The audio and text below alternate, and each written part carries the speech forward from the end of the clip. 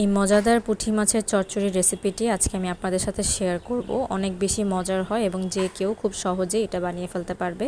আসসালামু আলাইকুম everyone, welcome back to Taiba's secret ইনগ্রেডিয়েন্টসে। আশা করছি আপনারা সবাই অনেক বেশি ভালো আছেন। প্রথমে একটি প্যানে আমি তেল দিয়ে দিলাম, পেঁয়াজ কুচি দিয়ে দিলাম, এরপর আদা রসুন পেস্ট দিয়ে দিলাম। এখন ভালোভাবে কিছুক্ষণ ব্রাউন হওয়া পর্যন্ত আমি নেড়ে চেড়ে নিচ্ছি। সামান্য একটু পানি দিয়ে দিলাম, যেহেতু পেঁয়াজগুলো পুড়ে যাওয়ার সম্ভাবনা থাকে তাই আমি পানি দিয়ে এখন মশলাটাকে খুব ভালোভাবে কষিয়ে নিব। এর সাথে সাথে আমি দিয়ে দিলাম হলুদ গুঁড়ো, মরিচের গুঁড়ো। যেহেতু আমি খুব অল্প পরিমাণে বানাচ্ছি তাই আন্দাজ মতো মশলাগুলো দিতে হবে। এরপর ধনিয়া গুঁড়ো, লবণ সব কিছু দিয়ে এখন আমি খুব ভালো করে এটাকে মিক্স করব। এখানে জিরা গুঁড়োও দিতে পারেন। দেওয়ার পরে আমি এটাকে খুব ভালো করে মশলার সাথে কষিয়ে নিব। মশলাটা কষানোর উপরেই কিন্তু রান্নাটা ডিপেন্ড করে, মজা হয় গ্রেভিটা বেশি যদি আপনি কষান। তো এর মধ্যে আমি টমেটো আর কাঁচামরিচ দিয়ে এই সব কিছুই আমি একসাথে কিছুক্ষণ কষিয়ে নিব। এরপর আমি এর মধ্যে পরিষ্কার করে কেটে ধুয়ে রাখা পুঁটি মাছগুলো দিয়ে দিচ্ছি। খুব ছোট ছোট হয় পুঁটি মাছগুলো এবং খুব নরম হয়, তাই খুব সাবধানে এটাকে কষাতে হবে।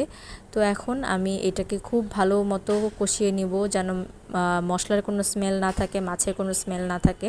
সামান্য পানি দিয়ে দিলাম এবং আমি এখন এটাকে খুব ভালো মতো স্লো কুক করব। পানিটা দেওয়ার পর আমি এটাকে খুব মশলাগুলোর যাতে কোনো স্মেল না থাকে, মাছের যেন কোনো স্মেল না থাকে, এর জন্য একদম ভালো মতো আমি এটাকে স্লো কুক করব, যেন পানিটা শুকিয়ে চচ্চড়ির মতো আমি করে ফেলবো, তেলের উপর ভেসে যাবে যখন। তো এই তো এখনও কিন্তু অনেক পানি আছে। আমি মাছটাকে একটু স্লো কুক করেছি যাতে এটার মধ্যে কোনো গন্ধ না থাকে, স্মেল না থাকে মশলার এবং মাছের। তো যখন আমি দেখেছি যে পানিটা প্রায় শুকিয়ে আসছে, আমি লবণটা চেক করে নিলাম। আপনারাও কম বেশি করে নেবেন যদি প্রয়োজন হয়। এরপর আমি এটাকে অপেক্ষা করব যতক্ষণ পর্যন্ত না একদম মাখা মাখা হয়ে আসে। আমি এটাকে চচ্চড়ি স্টাইলে করছি।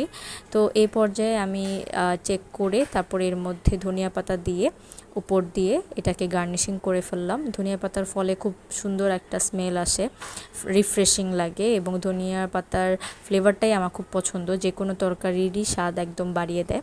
তো এই তো আমার চচ্চড়ি কিন্তু একেবারেই রেডি। এরকম চচ্চড়ি কিন্তু আপনারা যে কোনো মাছের সাথেই করতে পারেন। আশা করি ভিডিওটি ভালো লেগেছে। যদি ভালো লেগে থাকে চ্যানেলটিকে সাবস্ক্রাইব করে দিবেন, লাইক করবেন, কমেন্ট করবেন, বেশি বেশি শেয়ার করবেন। আল্লাহ হাফেজ।